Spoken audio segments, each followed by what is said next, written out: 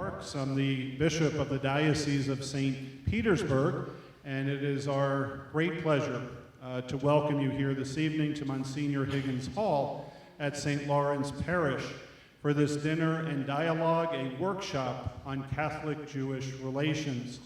I am very, very grateful to the St. Leo University Center for Catholic Jewish Studies, as well as and I know I'm going to pronounce this wrong, the Congregation Sherei Zedek here in Tampa. Is that close enough, Rabbi? Okay. So, and also to the Diocese of St. Petersburg for sponsoring and for hosting our gathering this evening. We have a great, nice dinner for you, and of course a great program as well, which we'll get into shortly. But I think, as always, it would be appropriate for us to begin our time together in prayer. So let us pray. Blessed are you, Lord God of all creation, whose goodness fills our hearts with joy. You are the source of all goodness and all blessing. In you all things have their beginning, continuation, and end. Blessed are you who have brought us together this day to gather and share fellowship in harmony and peace.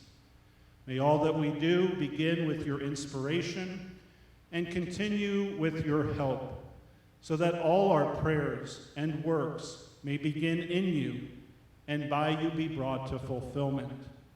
Glory and praise to you forever and ever. Amen.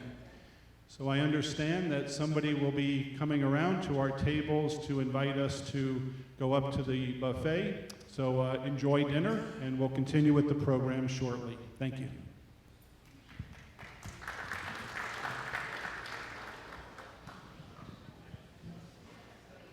Good evening, everyone. Good evening. I just wanted to go ahead and begin the evening program here tonight. I want to encourage you to continue.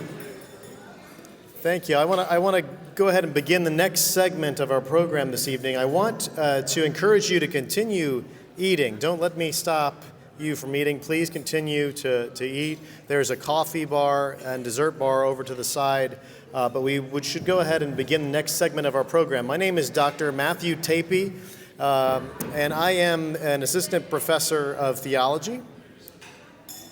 Oh, can you hear me? Okay, good. My name is Matthew Tapey. I'm an assistant professor of theology at St. Leo University, and I'm also the director of the Center for Catholic Jewish Studies. And the person behind these emails that you have been getting. It's very good to have you here tonight. Thank you for coming out and spending this special evening with us. I want to begin just by thanking some people in the room that are here tonight and that have made things possible for us, to make this evening possible. First of all, this educational dinner, this dinner where we gather together and we learn more about each other, where there's mutual understanding built. This vision for the dinner was a vision that Rabbi Richard Bernholz had of Congregation Sherei Zedek, myself, and also Deacon Jim Grevenites. And so I want to thank Jim and I want to thank Richard for their contributions, meeting together, talking about this evening. And I also want to thank very much His Excellency Bishop Gregory Parks for getting behind the vision. From the moment we sat down and shared with him, he was very supportive.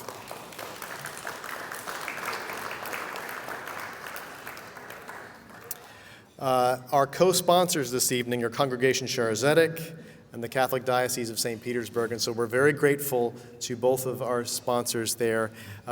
Most importantly, we also want to thank Gail and Paul Whiting and Doug and Maureen Cohn, who, because of their generosity, we are here this evening, so thank them, please.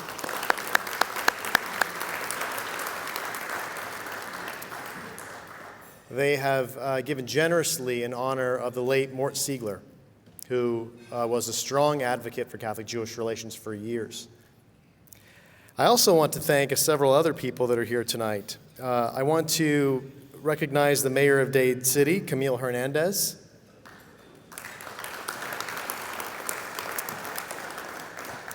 I have mentioned already Rabbi Richard Bernholz, but I also want to thank Rabbi Mendy Dubrowski, Rabbi David Wiseman, Rabbi Danielle Uppin, Rabbi Joel Simon, and of course Rabbi Jim Rudin, our co-founder. So please welcome these friends of ours. Father Len Plazeski, Father Kyle Smith, Father Kevin Yarnell, and Father Dan Kagan, thank you for being here as well.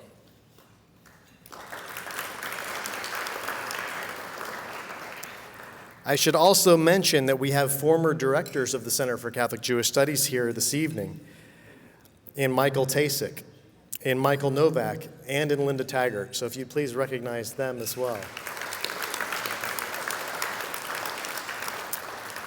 The support of St. Leo University makes the Center for Catholic Jewish Studies possible semester by semester. And so I want to thank Dr. Jeffrey Sinise, the president of St. Leo University, Dean Mary Spoto, who is here this evening, and the chair of my department, Dr. Randall Woodard. Thank you very much for your support and everything you do to make the center happen every single year. So please join me in thanking them.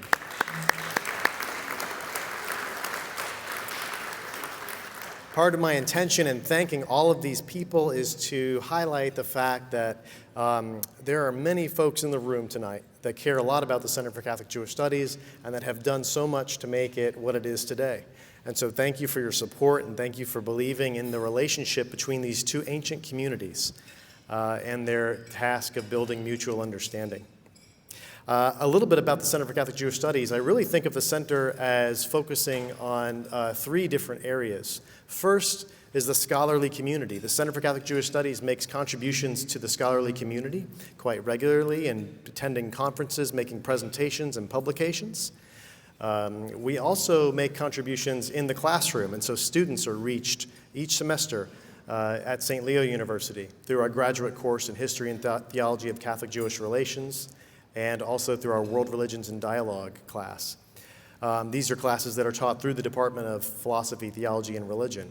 So the center is making that academic contribution at both the high scholarly level and as well as the students in the classroom.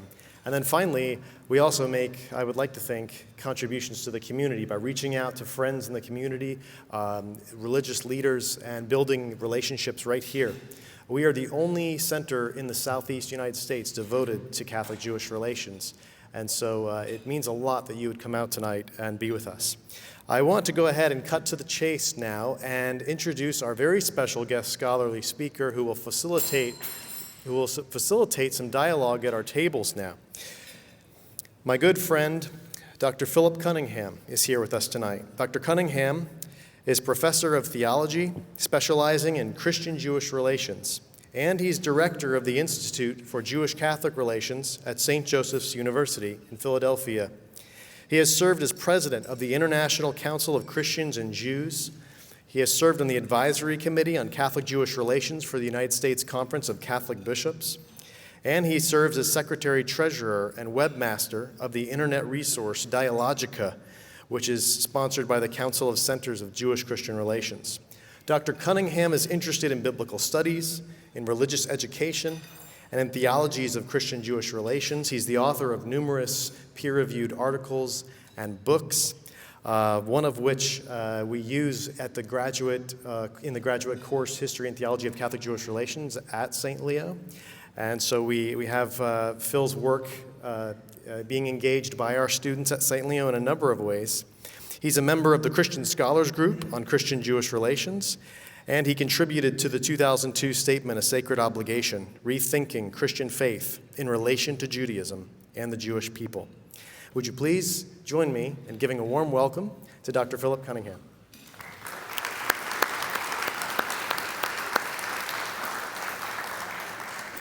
Thank you very much.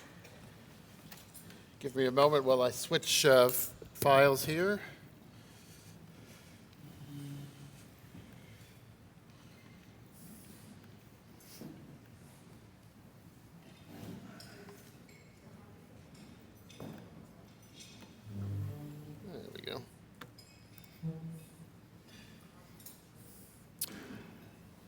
So thank you, Matt. It's really a delight to be here with you. I think this is my fourth or fifth visit to St. Leo and to the center.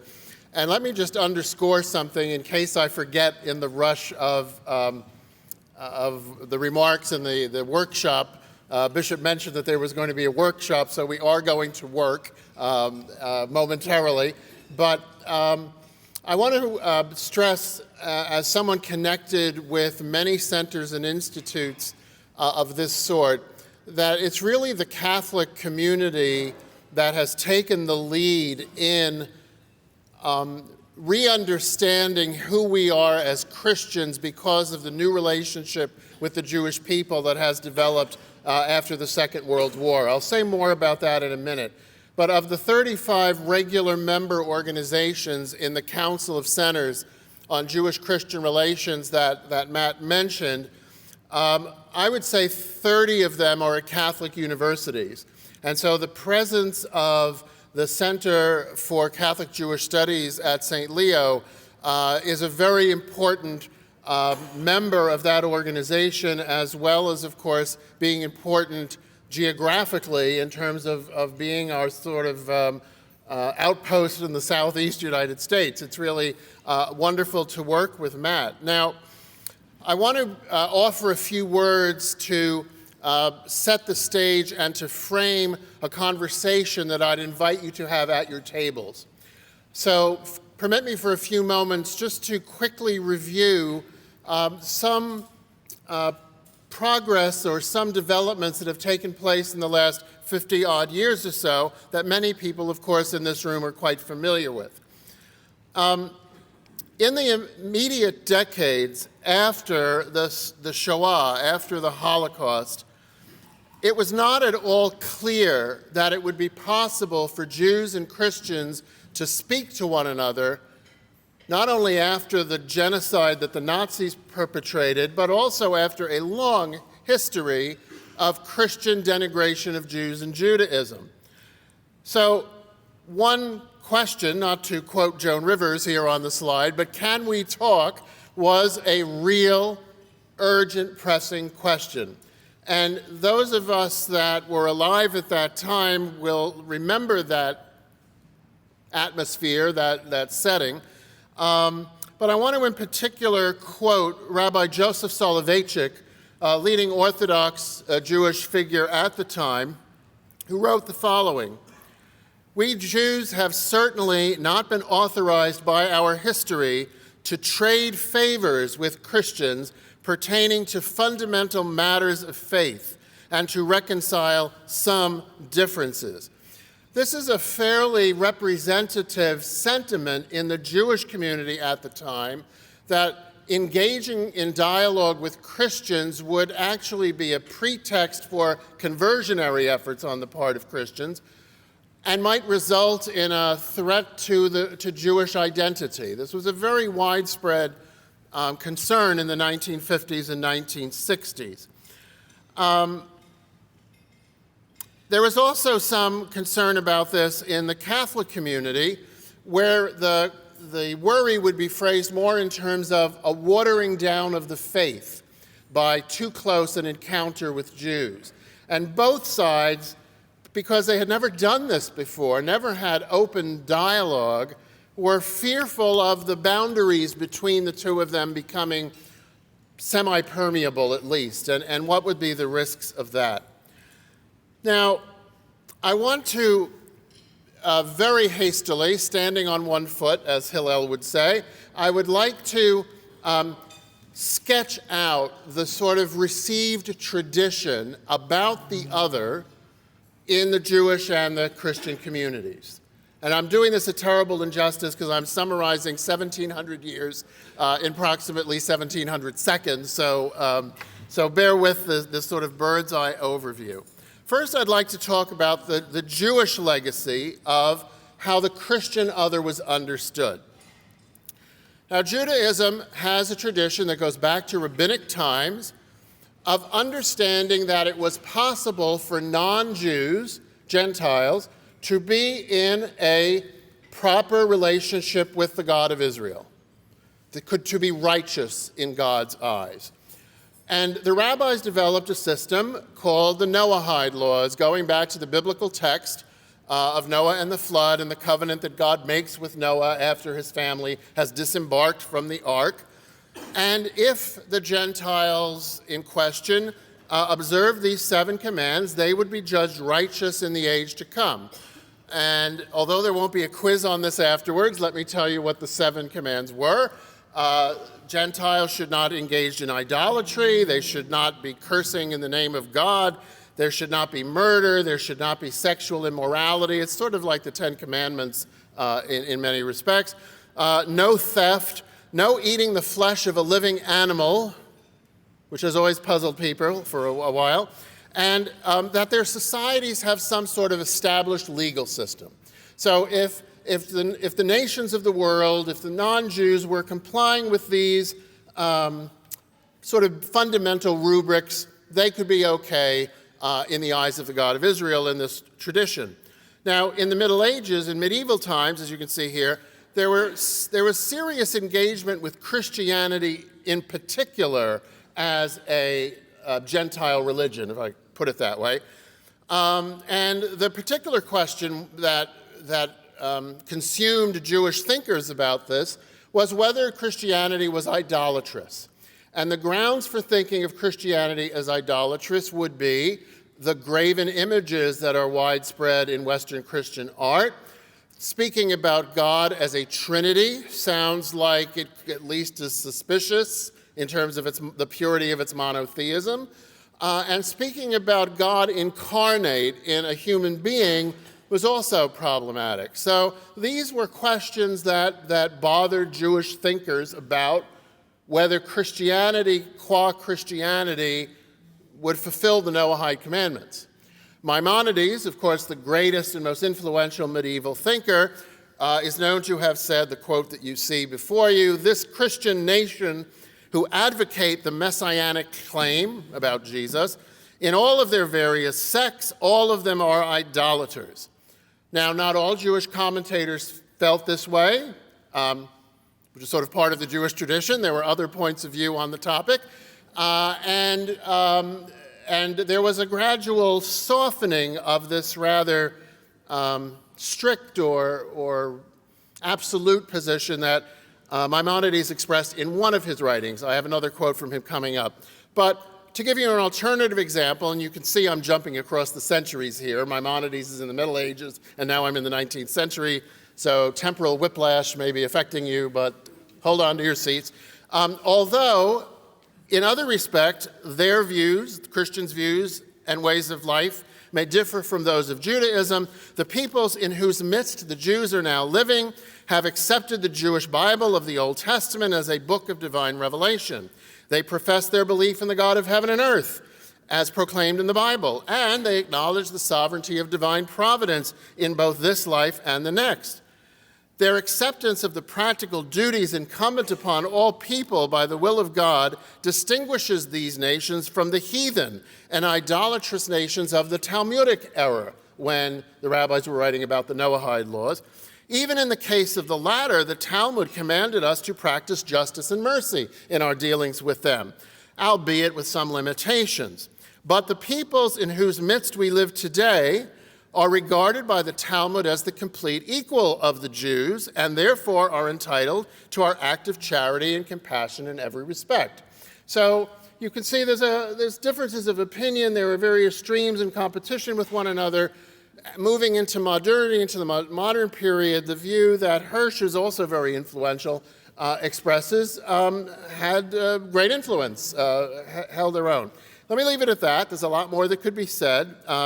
Well, actually, there's one more thing I want to say that I forgot, and that is I want to go back to Maimonides, because he actually, although in the earlier quotation I had said they're all idolaters, those Christians, and all of their different sects and denominations, he actually saw a positive reason that God might be using Christians and Muslims in the world. These words of Jesus of Nazareth and this Arab, meaning Muhammad, who came after him, are only to prepare the way for the Messiah King and to order the whole world to serve the Lord altogether. As it says in Scripture, "For I shall unite all the peoples into a pure speech, all of them to call upon the name of the Lord and to serve him with one shoulder," or serve him shoulder to shoulder. How could this be? The whole world is already filled with the words of their Messiah and the words of the commandments, and these words they have spread to the farthest islands and among many obstinate peoples. And they discuss these words, the Christians do, and the commandments of the Torah. They say these commandments were true, but are already invalid today and are not meant to be perpetual. But when the Messiah comes, when the true Messiah arises, and will triumph and be uplifted and exalted, all of them immediately will return and comprehend that their ancestors had misled them. Now, let me just parse that a little bit. What Maimonides is saying is that God has a purpose for Christians and Muslims in the world. Their purpose is to spread among the nations a knowledge that the God of Israel exists, and their mistaken understandings about that one God of Israel will be corrected when the true Messiah comes, and then they will embrace, I guess, the Jewish understanding of the God of Israel in all of its fullness and be corrected of their distortions and misunderstandings over the centuries. But it's important to note this, for reasons I'll explain. It's important to note that Maimonides sees Christianity and Islam not sort of generically among the Gentile religions of the world, but actually have a purpose in the divine plan of the God of Israel. That's an important step. So file that away for a moment, and I want to do an even greater injustice in describing the Christian legacy on this question. In other words, how are Jews understood in broad sweeping strokes in the Christian tradition? Well, early in the patristic period, the 3rd and 4th century, a phrase developed in the context of an inner Christian fight. It wasn't about Jews or anybody else at all, but the phrase, "outside the church there is no salvation," was coined in the midst of a different fight, but over the centuries it came to be applied to non-Christians. And although in the Christian tradition there were always exceptions to that general blanket assumption, for example, there was a notion of a baptism of desire, where people trying to seek God but not being informed by Christian preaching do their best, that God, who is merciful, couldn't possibly damn them. It's also a baptism of blood, where people who are martyred might be found to be all right with God if they've given their lives, for goodness sakes. But the general tone was much more an inside-outside mentality. And this probably achieved its most extreme expression. And I want to say that this is not characteristic of the entire Christian tradition, but here's an extreme form of this insider-outside position, was promulgated by Pope Eugene IV in 1441. And there's a whole other thing going on in the church at that time with different candidates to the papacy, rivals with each other. But nonetheless, he says the church, quote, "firmly believes, professes, and proclaims that those not living within the Catholic Church, not only pagans, but also Jews, heretics, and schismatics, cannot become participants in eternal life, but will depart into the everlasting fire which was prepared for the devil and his angels," which is citing the parable of the sheep and the goats in the Gospel of Matthew. "Unless, before the end of their lives, these people have been added to the flock." Now again, this is the most extreme formulation of this insider-outside sort of exclusivist view of salvation, but it had a lot of influence. Even if people would understand that God is a God of mercy and couldn't possibly be this sort of absolutist in the way God operates, the saying "outside the church there was no salvation" was particularly questioned after the discovery of the New World. Notice this is 1441. 15th century European explorers are all over the place. They discovered vast continents they didn't know existed, populated by large numbers of human beings they didn't know existed. And so this put a lot of pressure on a simplistic understanding of outside the church there was no salvation. But my point is that there is not sort of the escape hatch, if I could put it that way, from exclusivism that the Jewish tradition had in terms of the Noahide commandments vis-a-vis others. This is a distinction between our histories, I think. However, here's something kind of interesting. Augustine of Hippo, St. Augustine, I guess I should say, in his era, pondered why Jews were still around after the coming of the church. You know, if the church has replaced Judaism and all of the biblical promises of the Old Testament have been fulfilled, why are they here and, in fact, prospering, despite his words to the contrary? Look what he does. It's really interesting. Jews were miserably wasted by the Romans. He's talking about the destruction of the Second Temple in the year 70. Utterly rooted out from their kingdom, where aliens had already ruled over them and were dispersed throughout the lands, so that there is indeed no place where there are not Jews, and are thus by their own scriptures a testimony to us that we Christians have not forged the prophecies about Christ. It's a very subtle argument, but let me add one more piece to it. Whoops. Thus, in spite of themselves, I'm sorry that appears that way, I don't know why. In spite of themselves, they give testimony by their possession of these Old Testament books, as they themselves are dispersed among all nations, wherever the church of Christ is spread abroad. Because if they had been in only their own land, with their testimony of their own scriptures, and not everywhere, certainly the church which is everywhere could not have had them as witnesses among the nations to the prophecies which were sent before the coming of Christ. So let me unpack this. What he's saying is, if the fact that the Jews were dispersed from their ancient homeland in biblical Israel, they have carried with them their sacred books wherever they go, and thus are preparing the way for Christianity, which followed in their wake. And so the Gentile nations are ready to learn the truth about God because they've already been introduced to the knowledge of the God of Israel by the spread of the Jews among all the nations. In other words, Jews are serving God's divine purposes as understood according to the Christian view of salvation history. Now, I'm supposing that several of you have already noticed some irony here in that Augustine is propounding the exact same logic that Maimonides would later, except the roles have been reversed, right? For Maimonides, Christians and Muslims are spreading knowledge of the God of Israel in the world, and someday they'll get the fullness of truth. Likewise for Augustine, the dispersed Jews are spreading a knowledge of the God of Israel that will someday be fully realized and reach its fullness of understanding when they all become Christian. So this is an example, and again, I know I'm doing a horrible injustice to all of the historical complexities here, but you get the idea that the general attitude toward one another is, there's something really suspect about these people, and maybe they can serve the purposes of God as we understand them, but ultimately we're looking at the other through our own lenses and our own expectations and our own frames of reference. Does that make sense?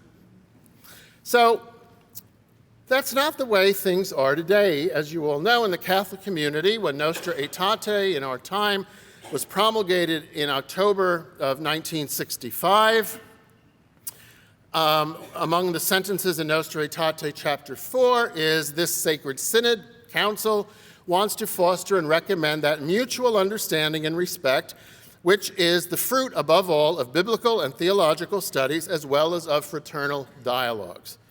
Now, earlier I said, when I started, that the possibility of talking to one another was a really live question in the immediate aftermath of World War II.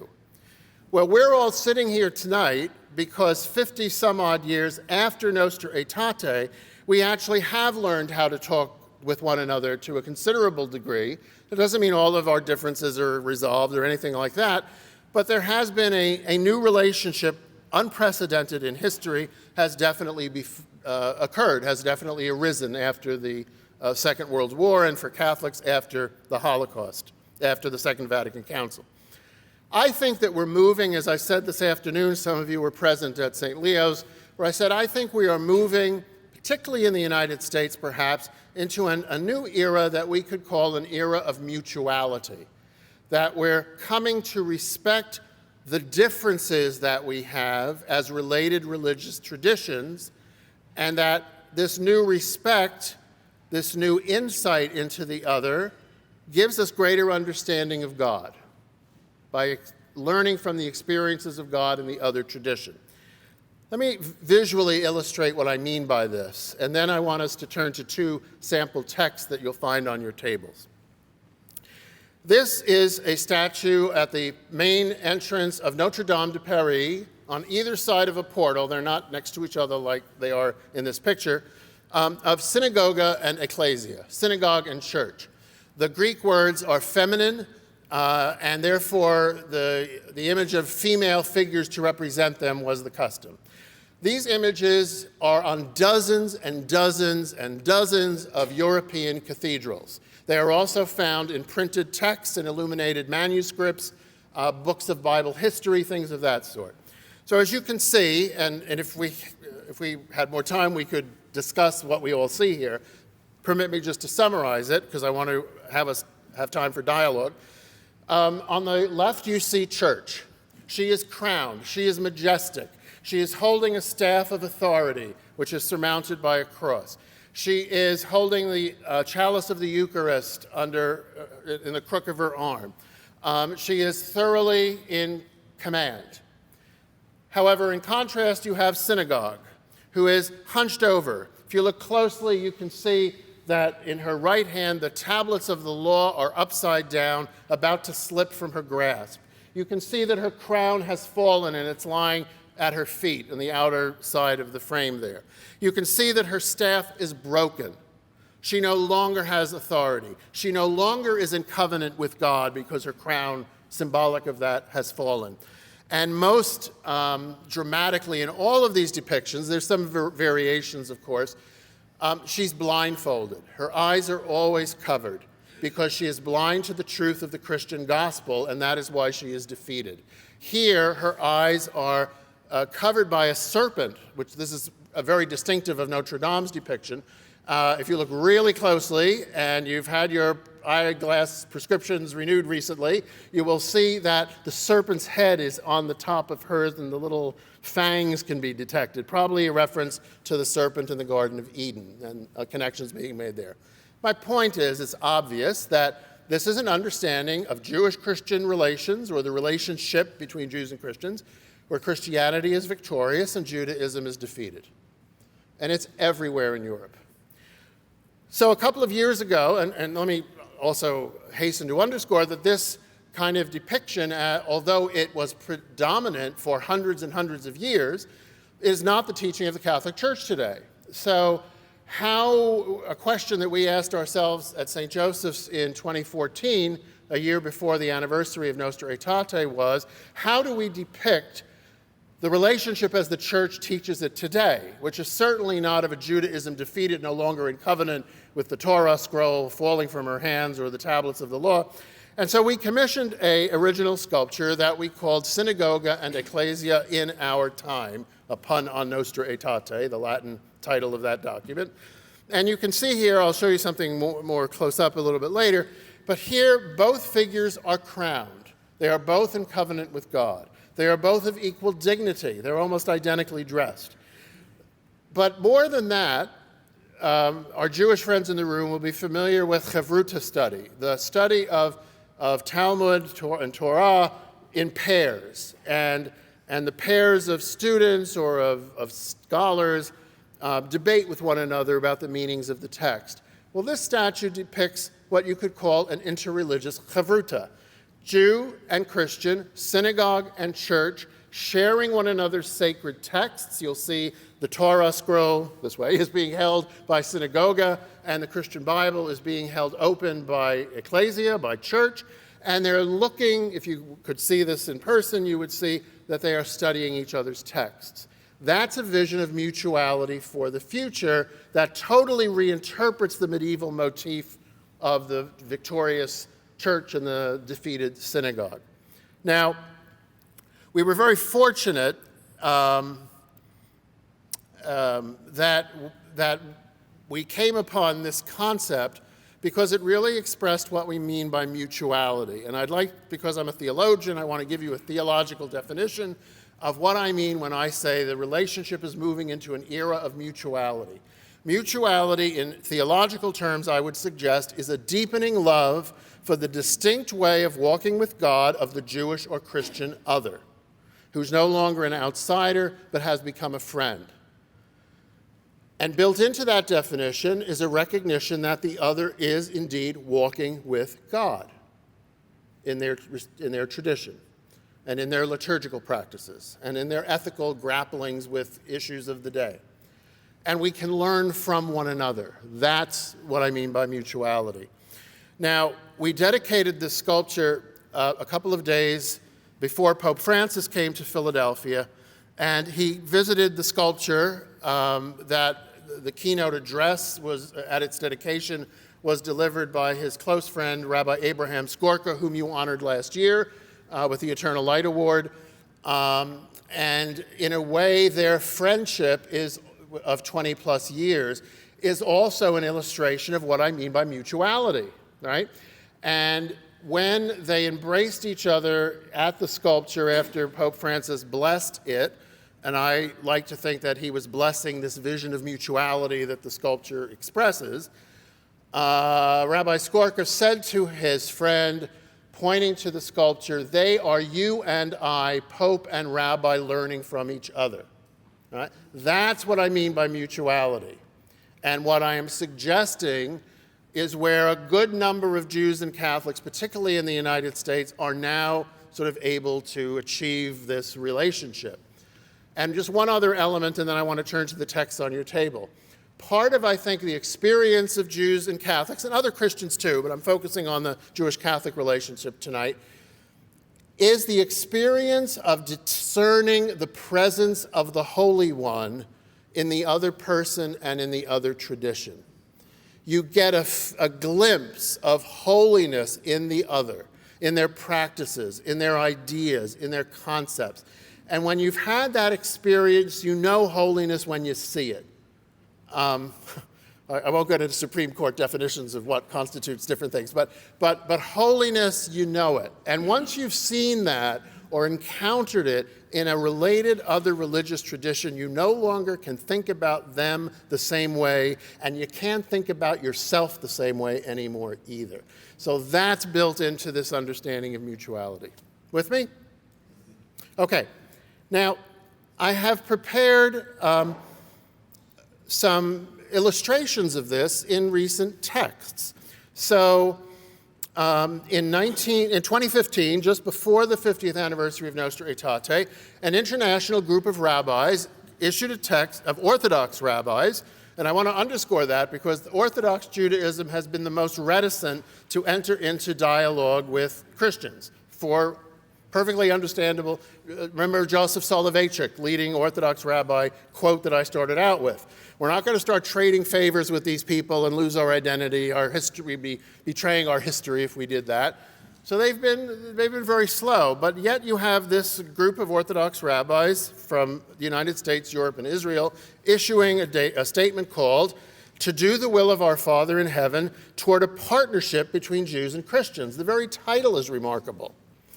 And then a few days later, the Pontifical Commission for Religious Relations with the Jews in the Vatican issued a very long document called "The Gifts and Calling of God Are Irrevocable," citing Romans chapter 11, a reflection on theological questions pertaining to the Catholic-Jewish relations on the occasion of the 50th anniversary of Nostra Aetate. You need to take a long breath to say that subtitle.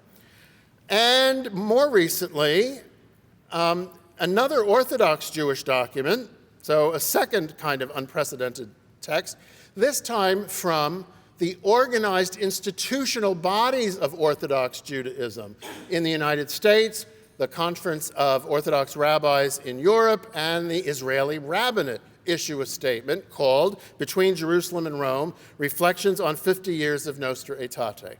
Now, on your tables, you have already discovered that there is a piece of paper that looks like this.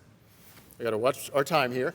And I've excerpted on one side some quotations from the Vatican document, "The Gifts and Calling of God Are Irrevocable." And on the reverse side are excerpts from the first Orthodox statement, "To do the will of our Father in heaven." Here is what I would like you to do. Please read first the Vatican statement. And as you read it, ask yourself the question that's at the bottom of the page that's highlighted or shaded. Where in the text is there an effort to view the other from the other's own perspectives? In other words, this is a Christian text, so in this case it would be, where in the text do you see an effort to speak about Jews as Jews understand themselves? Or similarly, sentences or words that show an effort to try and value the other's understanding. Right? Take a few minutes, read it silently, and then once people at your table have had a chance to read it,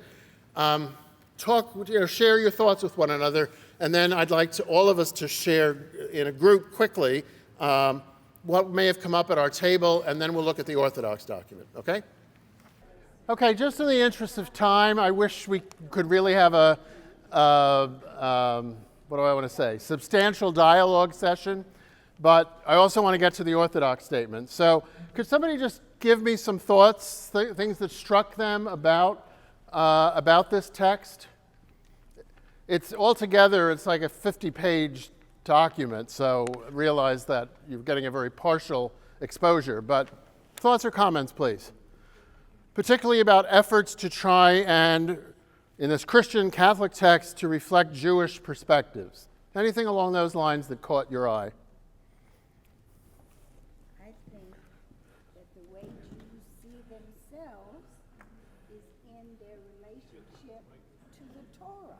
Good. So the fact that I'll repeat it. The fact that the statement describes Jews as seeing themselves in relation to the Torah is reflecting Jewish self-understanding, right? And in fact, just in that regard, in paragraph 24, that whole section, right? For Jews, the word of God can be learned through Torah and the traditions based on it, meaning the rabbinic tradition. It's the instruction for a successful life and right relationship with God. Whoever observes the Torah has life in its fullness. And they cite Pirkei Avot, the teachings of the fathers, which is a rabbinic text. Now, this is not the first time a Catholic document has cited a rabbinic text as in some way having authority that Christians can be edified by, but that's certainly notable here. And so citing a rabbinic text in a positive and affirming way is certainly an example of respecting the self-understanding of the other tradition. Does anyone struck by the phrase,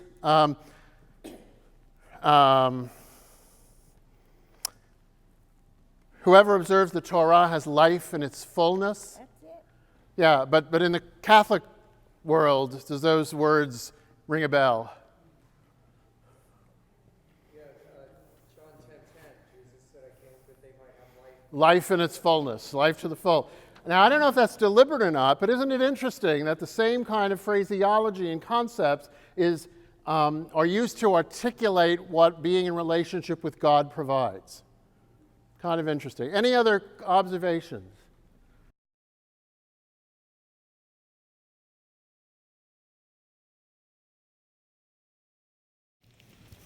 Paragraph 15, when it refers to the mother and children of the same mother and traveling different courses, that sort of metaphor really resonates. We're the same. It's a way to say, we all have mothers, and we're the same in some way. We have the same starting point. It's something easy to understand. It's a metaphor that has grown up in the scholarship that sort of, you'll pardon the word, supersedes an earlier model of a mother-daughter relationship. Here it's a little more complicated in that biblical Israel is the mother with the two children, whether they're siblings or cousins or whatever you want to say, of Christianity and Rabbinic Judaism. And that's an interesting move. Again, this is a Catholic text, so it's an interesting move within that frame of reference to make.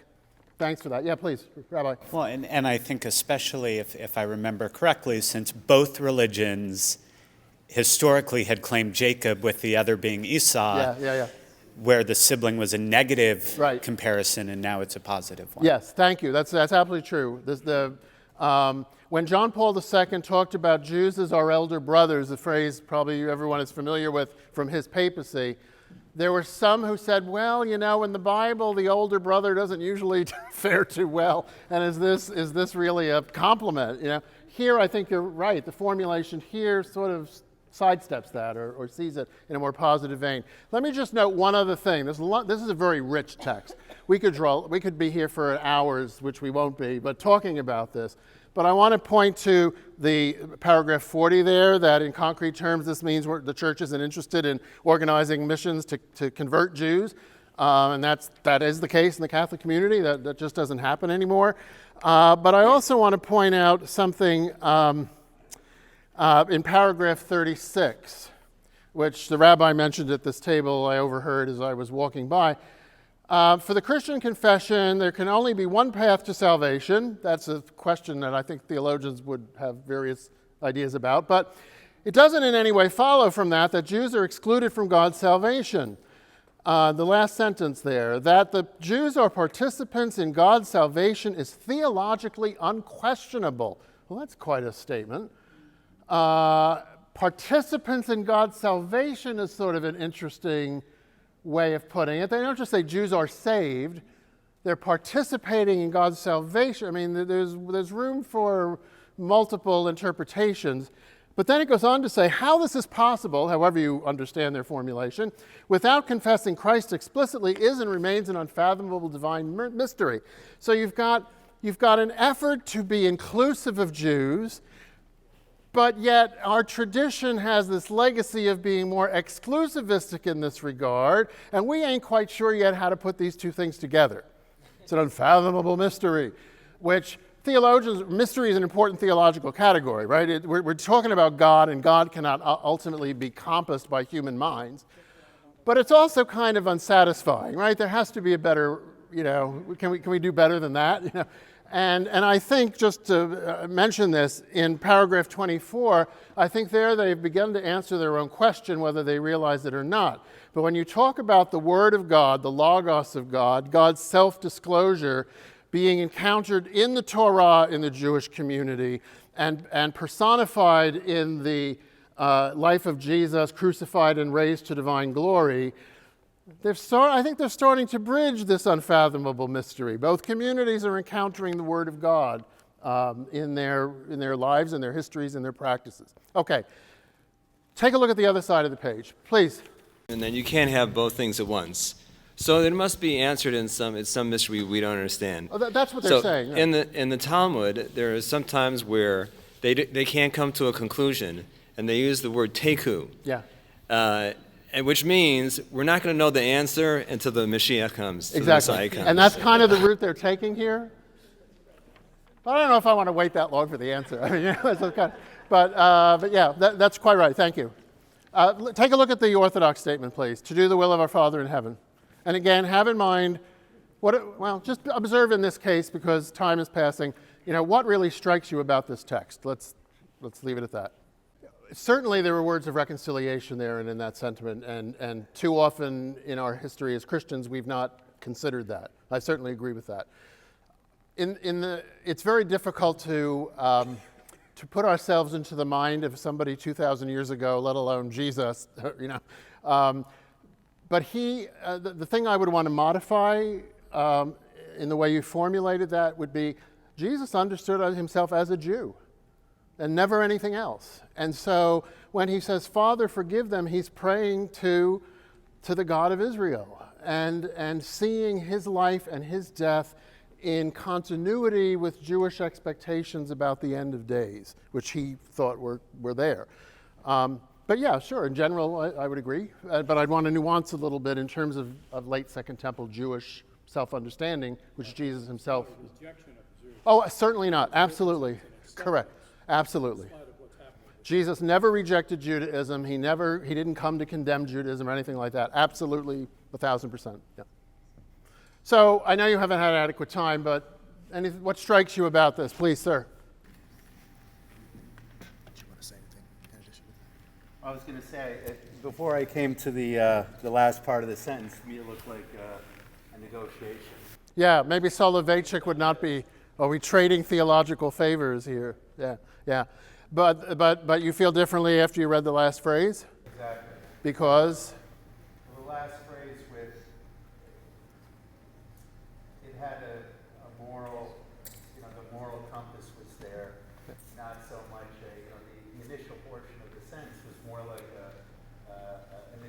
We're, the tummy set, the triangular table. yeah, yeah, yeah. The latter part was a pure, the pursuit of, much more pure pursuit without the dross. Yeah, I agree with what you're saying. I think that it could be understood as like being polite, but it's clearly more than that.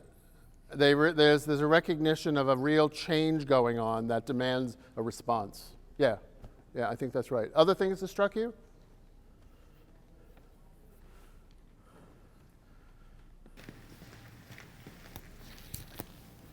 At the beginning of paragraph 3, I was very much struck by the sentence, we acknowledge the emergence of Christianity in human history is neither an accident nor an error, but the willed divine outcome and gift to the nations. For the Orthodox, as you say, the slowest to come to this dialogue with us, to see that statement there definitely made my eyebrows shoot off the top of my head. So. However, they are basically recycling Maimonides, right? Maimonides said God had a reason for there being Christians and Muslims in the world. However, they phrased it in a much more positive, it's a gift to the nations. It's not simply, oh, God has done this to help us Jews have this knowledge of God spread or something. It's much more open-ended. And in that regard, again, just in the interest of time, let me draw your attention to paragraph 4. This follows directly off the previous comment. Both Jews and Christians have a common covenantal mission to perfect the world, etc. Well, that sentence is saying that these rabbis, these Orthodox rabbis, understand Christianity as being in covenant with the God of Israel. My mouth is going here. They both must be covenanting with the Holy One of Israel, with God. That you will not see in any of the previous traditional texts that I cited earlier, Maimonides, even Halevi or Hirsch. But they're kind of pushing the envelope here in recognizing the self-understanding of the other, because Christians certainly understand themselves to be in covenant with the God of Israel through Christ. So this is an interesting development. Let me wrap this up. Okay, one last comment. I'm struck by the struggle between Peter and Paul in the early phases of Christianity. Are you thinking of a specific? Peter looked at Judaism as basically extending a lot of the holidays and traditions of Judaism into this notion of Christianity, whereas Paul basically said, no, we have to cope with that and take a different path. Being a Roman citizen and so forth, different rendering of where the path should be. So your comment is extremely significant. I'm going to give an inadequate response to it, and I know you're going to find it inadequate, but I don't see the contrast. New research into Paul understands Paul as a Torah-observant Jew all his life. He did not have a negative attitude toward the Torah. Although certain passages in his writings have been read that way, particularly in the context of Reformation era fights between Catholics and Protestants. And that in of itself is a whole vast topic, right? But Paul was committed to were pagans putting aside their connections to pagan gods, Aphrodite, Athena, Zeus, whomever, and becoming connected to the God of Israel, but as Gentiles, not by becoming Jews in the process. The Torah, in Paul's mind, was not meant for Gentiles in Christ. They had to put on the life of Christ, which meant forsaken pagan idolatry. And that's the context in which his comments about the Torah need to be read. So in a way, for Paul, because he thought the end of days was here, proved for him by the raising of the crucified one from death, now you have a new breed of human being. You have eschatological Gentiles. You have Gentiles of the end times who are connected to the God of Israel through Christ, but they're not Jews. Otherwise, that would not be a sign of the end times, right? Gentiles have to learn about the God of Israel and walk in his ways in order for it to really be the end of days. So I know I've just like opened up all kinds of stuff, but that would be a general approach to things. Okay, you're the last comment. I did say the end of days is near. I wanted to sort of voice a reaction to both texts in general. As I read them, I get a sense that there's a tone of reluctance on both sides. There's a sense that now that we admit this, then we can admit that, but there seems to be a little bit of reluctance there. And yet, at the same time, both of them, both sides are saying, but we see a greater good, a higher good in transcending the limitations we had before. And there are a number of rabbinic texts in which Jews say that they will interact with Christians in situations, this is, of course, rabbinic texts, that there are, will interact with Christians in situations that we might otherwise not, mipnei darkei shalom, for the purposes of peace. And I think that's the overall sense that I get from the two texts. So namely, the higher good. I think that is a very astute observation because it agrees almost entirely with the conclusions I'm about to present. So let me just present them real quickly, and then we'll. I mean, I would love to go on for a couple of hours because we're only just skimming the surface of this. So number one, this is kind of rephrasing something you just said. These texts, this is based, by the way, on an article that my colleague at St. Joseph's, I'm really blessed to have as a co-director of our institute a Jewish scholar who's an expert in Jewish-Christian relations. And we team teach every semester together. We do all kinds of programming together, and it's a chavruta between us. And so this is based on an article that will appear sometime before the end of days. It appears that similar, if not exactly parallel processes are unfolding in the Jewish and Catholic texts. They're both trying to be more inclusive of the other, but they're doing it within traditional frameworks for how they understand their respective identities. That's what I think you termed reluctance. That there's a caution. There's, we know we're kind of dipping our toe into something that hasn't been said before, but we feel that has to be done. Secondly, I think that both sets of authors are upholding the defining centers of their respective traditions, namely the Torah and Christ, which Pope Francis has talked about as well as the way the Word of God is manifested in both communities. Second, the Orthodox writers cautiously conceive of Christians as covenantal partners, even though Christians do not center their lives with God on the Torah. They recognize that there's a different center, a different focus for Christian spirituality. While on the other hand, as Rabbi pointed out before, the Catholic writers, the Vatican writers, are struggling with the paradox of Jews who are, quote, participants in God's salvation, even though they haven't received Christian revelation. That's their kind of the parameters within which they're trying to function. So it's similar but different. They're trying to be creative and traditional at the same time, which, by the way, is what I think the Jewish and the Catholic traditions have a lot of in common. We all value the tradition and try and enliven it in the contemporary world, and that's a challenge.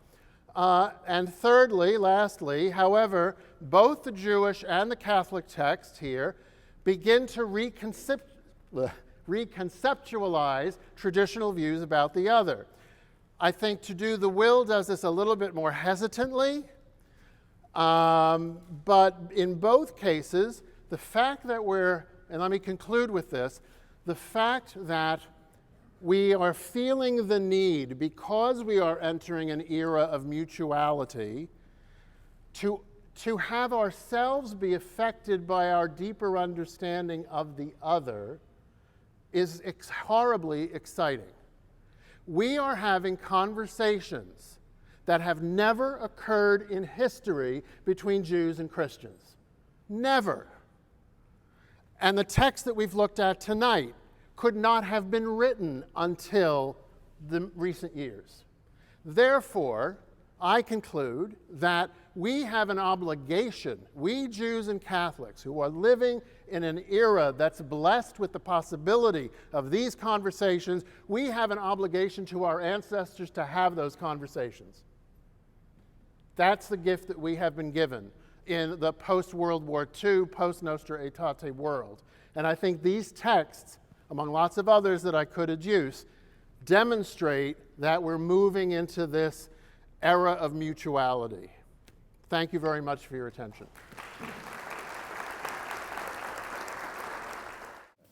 I want to introduce you to Rabbi Jim Rudin, who is the Senior Interreligious Advisor for the American Jewish Committee, and he is also a professor of religion and Judaica at St. Leo University.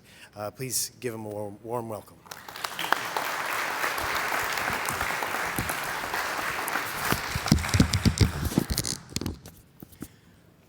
Well, you just heard a master teacher teach in 1 hour, a whole semester. And if you liked what Phil Cunningham was teaching, come to St. Leo University. They have a great theology department, a great philosophy department, and you too can be enriched. So I think Phil really showed the possibility of mutuality, and we're very honored that he came from Philadelphia when he could be doing lots of other things to be with us. All the introductions have been made, but I especially want to be cognizant of the presence of Bishop Parks. You can applaud. President Sinise, who is here, you can also applaud. The many Catholic clergy and my rabbinical colleagues who, if I started to name them, I would leave one out, and then that would be the end of my rabbinic career. But I'm so happy that so many clergy and Catholic clergy and rabbis are here tonight. As Phil said, we're really in an age of mutuality.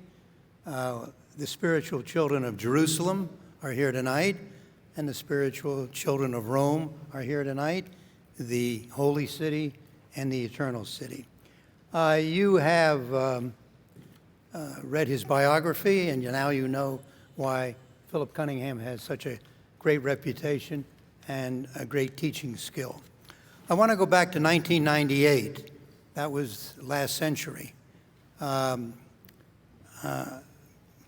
At that time, the president of St. Leo University was our beloved Arthur Kirk, and he and I had a pleasant telephone conversation in 1998, and from that conversation, it led to the creation 20 years ago of the Center for Catholic Jewish Studies at St. Leo University.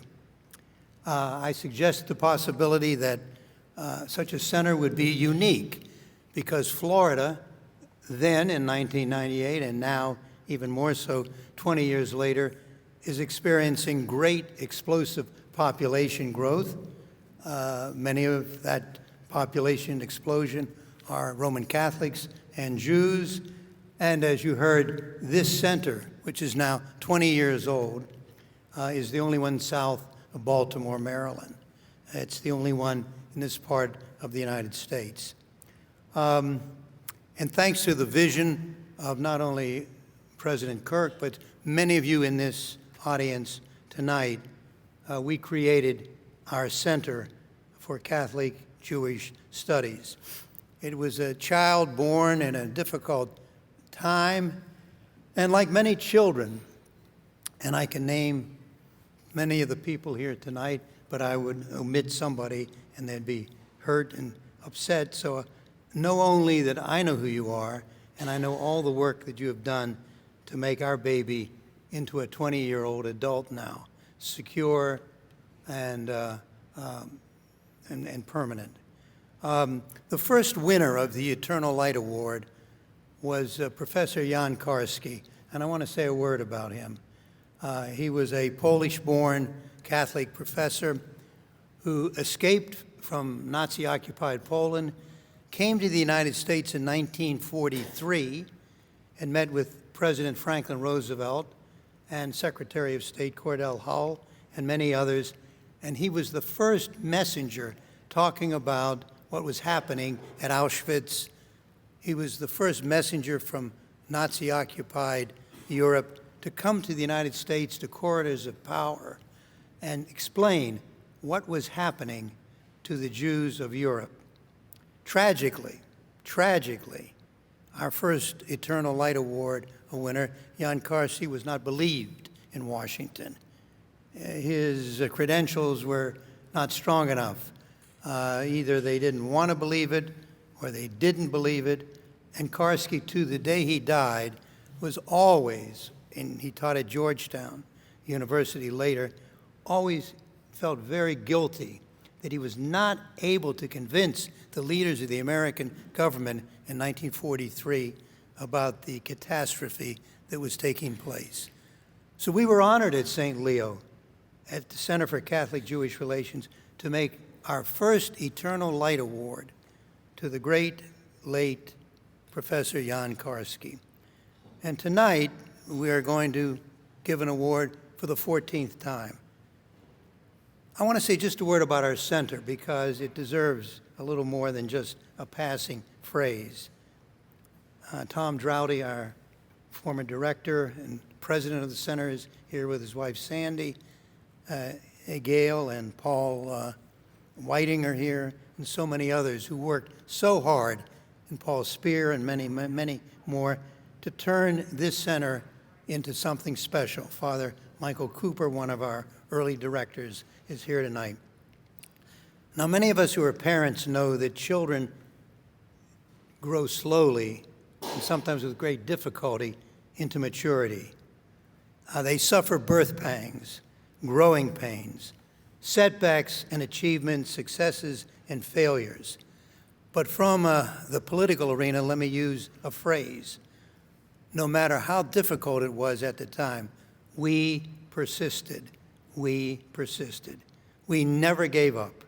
We never abandoned the vision of building mutuality, as Philip Cunningham described it tonight. We never gave up on the promise of Nostra Aetate, the historical document which was overwhelmingly approved by the Roman Catholic bishops of the world over 50 years ago. So tonight, 20 years later, we can say, thank God, and thank ourselves, that the Center for Catholic Jewish Studies at St. Leo University is firmly embedded within the university, and it has emerged as an important part of the global interreligious community.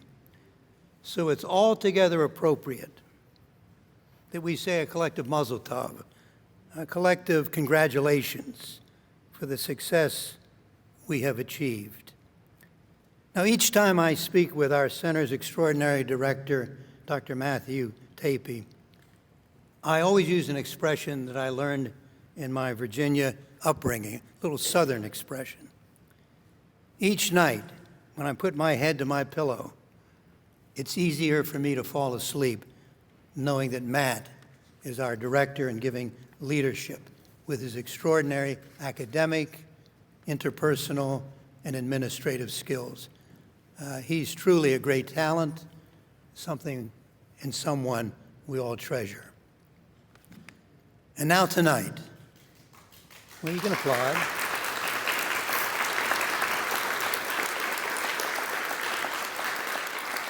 And now at this moment tonight, Dr. Philip A.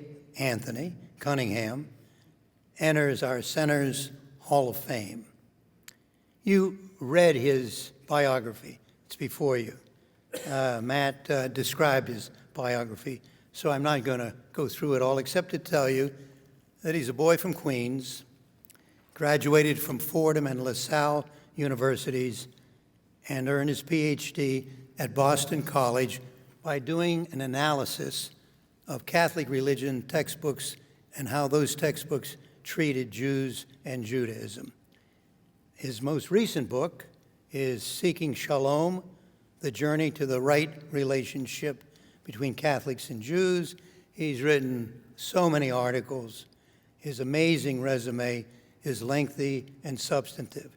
He also edited a very important book that I had the privilege of contributing to, Pondering the Passion, in which he really went into Mel Gibson's movie of about 15 years ago. Now, all of this is reason enough to present our Eternal Light Award to Philip Cunningham. But there's one more reason you should all know about, and you saw it tonight. Early on, Dr. Cunningham, early in his distinguished career, recognized the technological revolution. And through his personal leadership, and his use of the internet, of visuals, his computer skills, he has made available to all of us and to the whole world, to anyone who has a computer. You can now read hundreds, I would say thousands, of statements, declarations, speeches, articles, lectures, all about interreligious relations. Anybody in the world with a computer is now able to access what formerly only the elites in the ivory tower, except at St. Leo University, which is not an ivory tower, but a university filled with human beings and who actually relate to one another. But what Phil has provided is what historians call primary source material, and you saw some of it tonight in his master class that he just conducted. So it's all there for you. Go home and look at his internet availability, and you will see it. So clergy and laity, Catholic and Jew, anyone, anywhere can find the interreligious qualities we all seek. I want to conclude with a personal story, which will embarrass him, but we've known each other for so many years, it's perfectly okay. In 1998, here it comes. In 1998, Phil Cunningham and his wife Julia and Marcia and I were attending a conference at the Vatican. The late Cardinal William Keeler of Baltimore made sure that we didn't have to stay in a commercial hotel in Rome. We could stay at the then recently built St. Martha's Residence. Now, if you've been to the Vatican, St. Martha's Residence is a place where visiting clergy, particularly bishops, archbishops, and cardinals, come for their various meetings at the Vatican. It's a gorgeous residence hall. And one of the things I was struck by was the very, very tall closets, which were designed for men who wear long robes or played in the National Basketball Association. But that night, St. Martha's experienced something it had never experienced before. Women, 2 in number, stayed overnight there. Now, Phil and I were told in no direct terms by a very nervous, edgy St. Martha's staff, this is not a hotel. This is not a hotel. Women don't stay here. And I was sure that Phil and Julia and Marcia and I would either have to bring our marriage licenses along or submit to a blood test or who knows what. When you're in the very center of the Vatican, you don't know quite what's going to happen. But they were really quite upset because no woman, I want to say it as clearly as I can, no woman had stayed in St. Martha's before. Thanks to Cardinal Keeler, of blessed memory, we stayed there, and the anxiety of the staff abated. Now, you all know who Jackie Robinson was. He broke, thank God, the color barrier in baseball. You know who Neil Armstrong was. He was the first human being to land on the moon. And as a former Air Force chaplain, you know who Chuck Yeager was. He was the first to break the sound barrier. Well, Julia Cunningham and Marcia Rudin also merit acclaim because they were the first women to sleep at St. Martha's.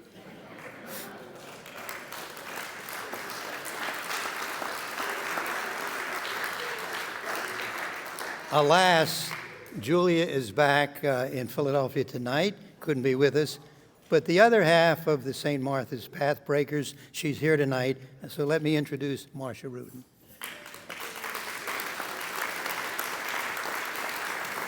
Here we go. Well, St. Martha's was a long time ago, and Philip Cunningham has achieved greatness in his chosen field.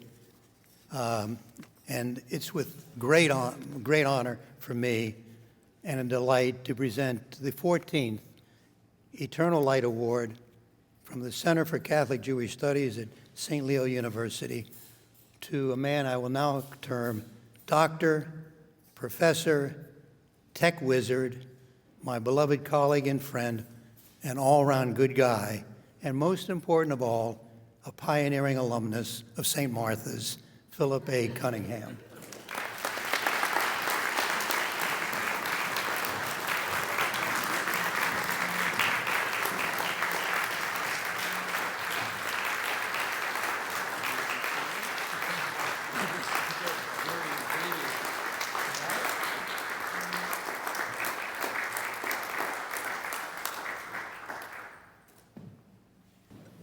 What can I say except Todah Rabbah for this very weighty award?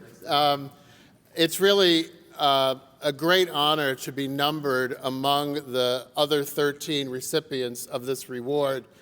Jim mentioned Jan Karski, but there is a whole panoply of other notables. And it's also particularly meaningful to me to receive this from Jim, because despite his eloquent praises of me, he really is among the generation of the Pathbreakers and the pioneers, having worked in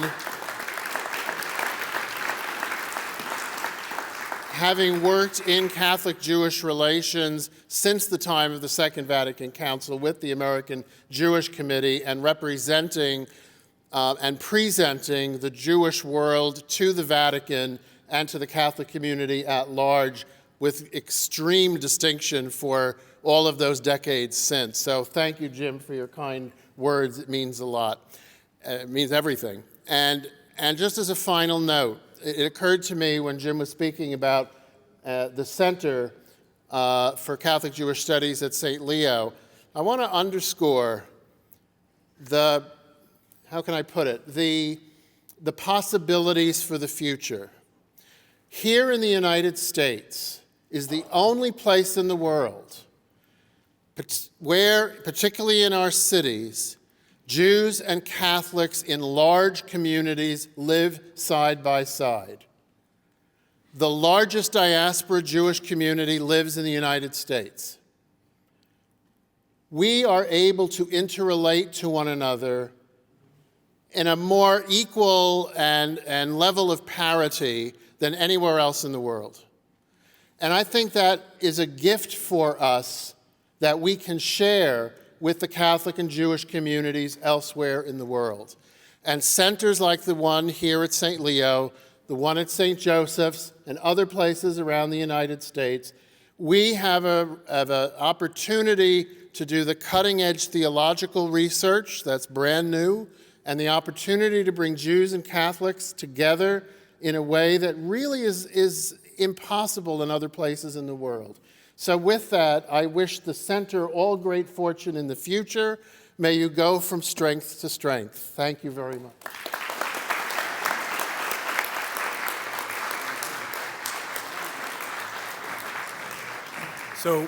So as president of St. Leo University, I would be remiss if I didn't say hello and welcome to the university.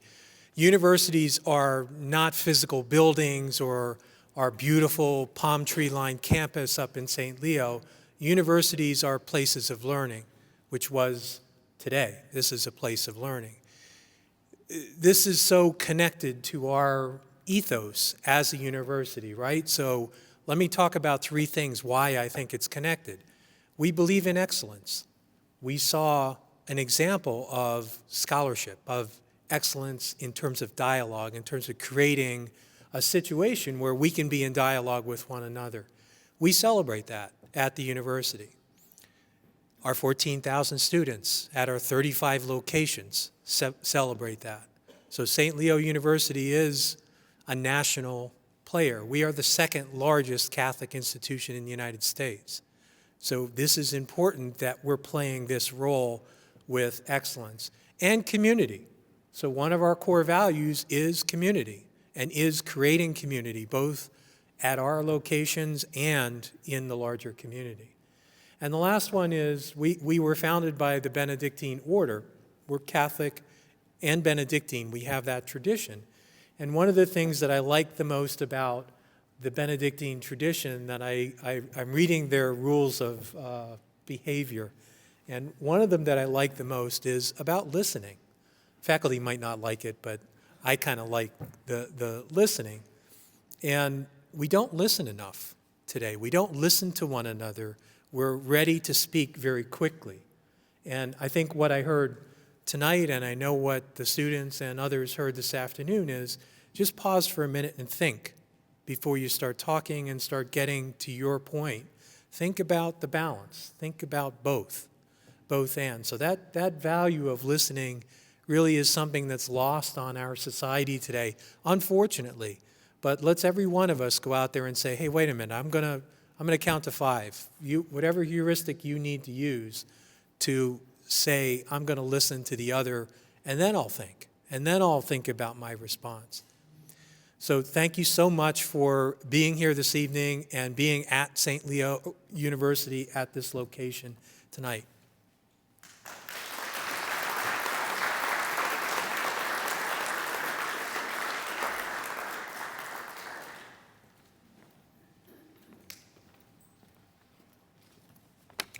Good evening.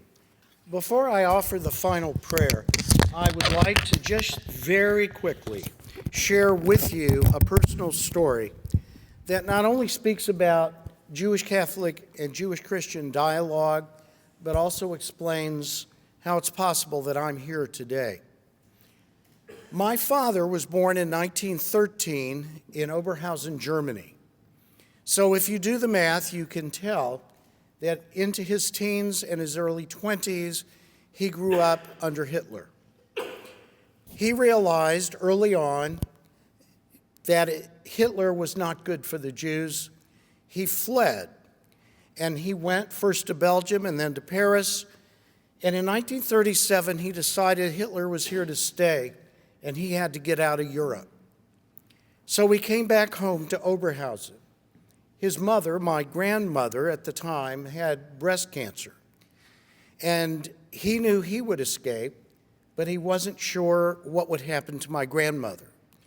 And so he took her to a Catholic nursing home in the town of Oberhausen and asked them, the nuns who were running the home, to take care of her. And because of that, she died not in the hands of the Nazis, but in the hands of loving nuns. One day, as my father was preparing to leave, 2 Christian classmates came to him and told him, they were soldiers, German soldiers, that they had seen his name on a list, that he was to be picked up the next day. He ran to the train station. He had plans to go to Switzerland, find a Jewish woman who had a Swiss passport, because he felt that would be his way into any country in the world. Fortunately, my mother, the woman he married, had that passport. He held on underneath a train all the way out of Germany and across the Swiss border, found my mother. They were soon married. They made their way out of Europe to Panama and then to the United States. Had it not been for those 2 soldiers, Christians, who respected my father and respected his Judaism and were concerned for his life, there is no way I would be here today. I tell you that to say that we can talk in theory about Jewish, Catholic, and Christian relations, but this is life and death. And when a Christian, a Catholic, goes out of his way to take care of a Jew and save his life, thousands of years of anti-Semitism have been turned on their head and replaced with great compassion. Tomorrow, when I teach a class at St. Andrew's of comparative religion, using Dr. Cunningham's and Dr. Tapey's textbook, I will be relating that story. And I relate that story because I want my students, all of whom are Christian, to understand what real understanding is all about. It's not about textbooks, it's not about text, it's about human beings caring about one another.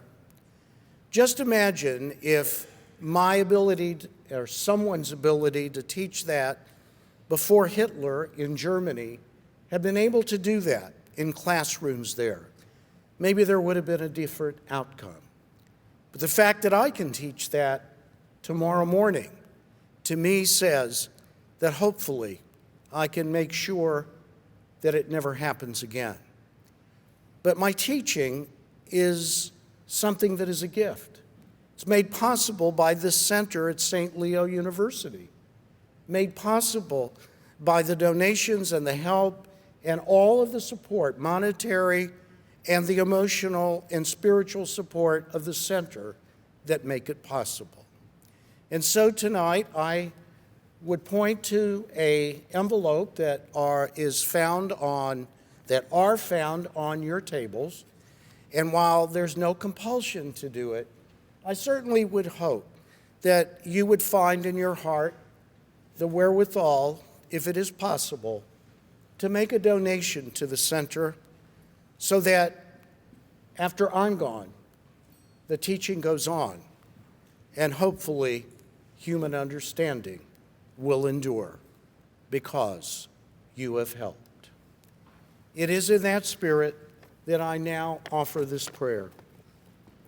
Our God and God of our mothers and fathers, we thank you for this opportunity to come together as Catholics, Christians, and Jews, practitioners of all religious faiths, to engage in stimulating dialogue.